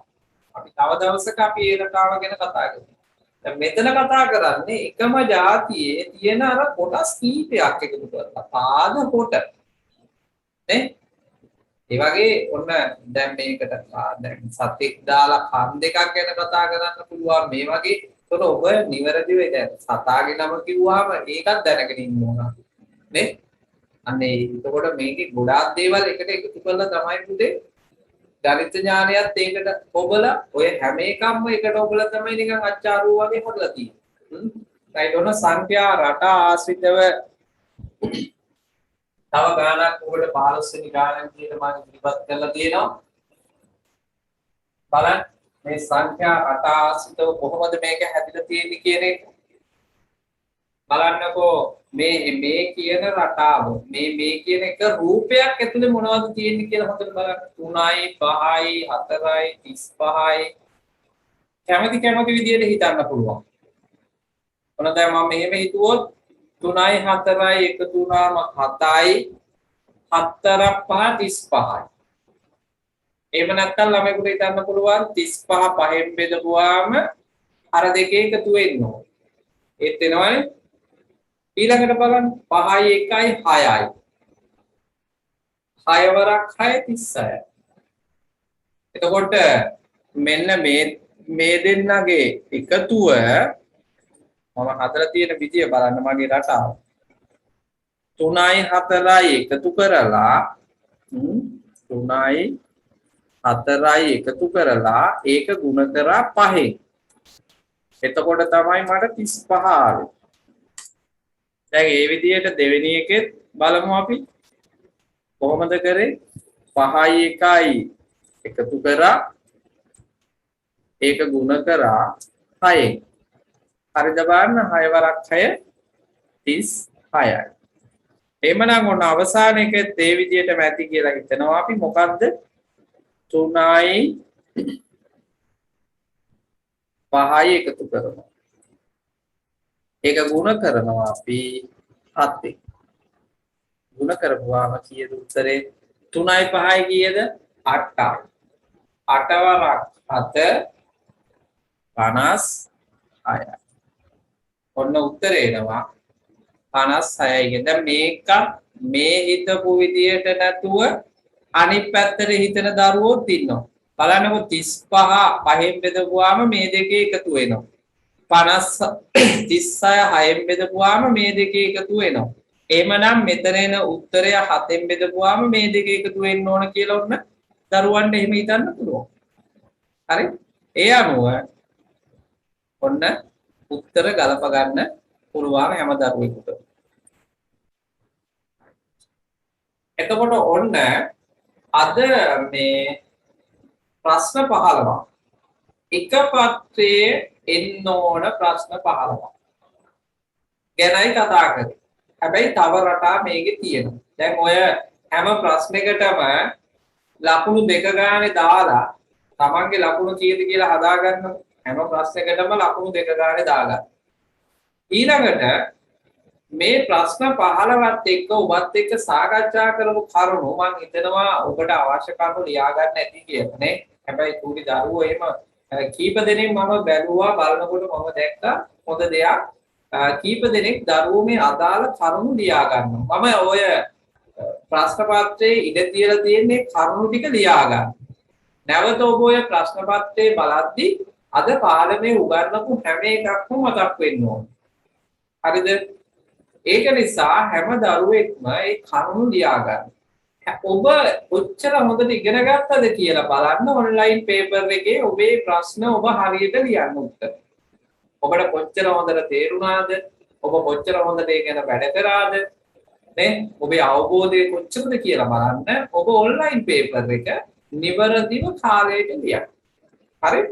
ඒක තමයි ඔබ තහවුරු කරගන්න ඕනේ. මේ ඔබ කතා කරන්නේ ඔබ ඉගෙන ගත්ත දැනුම තව තියෙනවා නම් ඒ විස්තර ඔබත් එක්ක බෙදා ගන්න එක. එතකොට මම ඊළඟ දවසේ නැවත ඔබත් එක්ක සූදානම් කරන්නේ ඔබේ දෙක පත්‍රයට අදාළව අනුමාන ප්‍රශ්න. හරි? දෙක පත්‍රයට අදාළ අනුමාන ප්‍රශ්න තමයි මම ඊළඟ දවසේ ඔබත් එක්ක කතා කරන්නේ. දම්සදී මයික් එක ඔන් කරන්න බලන්න. ඔව් සර්. ඔව් දම්සදී අද පාඩම තේරුණාද? තේරුණා සර්. කීයක් තිබ්බද ලකුණු? ලකුණු සර් ඔක්කොම හරි. very good. එහෙමනම් අපි ඊළඟ දවසේ ඔන්න මම දැන් අද මම ටිකක් අසනීප තත්ත්වෙත් ඉන්නේ. ඊළඟ දවසේ අපි දෙක පත්‍රයට අදාළ ප්‍රශ්න ටිකක් අනුමාන ප්‍රශ්න ටිකක් කතා කරමු. සියවස් හා දශක ගැටලු ඒව කියලා දෙන්නත් පුළුවන්ද? මොකද පුතේ? සියවස් හා දශක ගැටලු කියලා දෙන්න පුළුවන්ද? හරි. ඔයාලගේ ඔන්ලයින් පේපර් එකේ පුතේ මම යටින් දාලා තියෙනවා ඔබට අවශ්‍ය ගැටලු මොනවාද කතා කරන්න ඕන ගැටලු මොනවාද කියලා. ඒකට දාන්න ඔබට අවශ්‍ය ගැටලු. එතකොට මම ඒ ආශ්‍රිතව විභාගෙට එන්න පුළුවන් ගැටලු ගැන වැඩිපුර අවධානයක් යොමු කරන්න. හරි. ඔන්න එතකොට අපි තව එක්කෙනෙකුගෙන් විතර අහමු බලන්න කොහොමද අද ඉගෙන ගත්ත ටික කියලා. චනුද්දී මයික් එක ඔන් කරන්න. ඔව් සර්. චනුද්දී අද තේරුණාද පාඩම? ඔව් සර්. කීයක් හරිද චනුද්දීගේ? මගේ ලකුණු 30න් 26යි. ඒ කියන්නේ ප්‍රශ්න දෙකක් විතර වරද්දාගෙන තියෙනවා නේද? ඔව් සර්. ඒ වැරදිච්ච දෙක තේරුණාද? ඒක දැන් ආයෙ කරගන්න පුළුවන්ද? ඔව්. එහෙනම් හරි. වැරදුනාට කමක් නැහැ. හැබැයි වැරදිච්ච දේවල් නැවත වරද්දන්න බෑ. එහෙමනම් හොඳයි පුතා. අපි තව ඔන්ලයින් පේපරේට 8ටනේ පිළිතුරු ලියන්න ඕන. ඔව් පුතේ ඔන්ලයින් පේපර් එකට 8න් පස්සේ ලියන්න පුළුවන්. හා සර්. හරිද? හරිනේ මයික් එක ඔන් කරන්න. M543 sir. කොහමද? තේරුණාද හරිනේ පාඩම අද? හොඳයි සර්. කීයක් හරිද? ඔව් සර් හොඳට තේරුණා. දැන් ඔන්න 30න් 30ම හරි. very good. එහෙනම් ඔන්න තව මහන්සි වෙන්න ඕන හොඳ. තව මහන්සි වෙලා තව බලන්න ඕන. ආයේ කවුරු මොන ප්‍රශ්න දුන්නත් වරද්දා ගන්න එපා හොඳේ. හරි.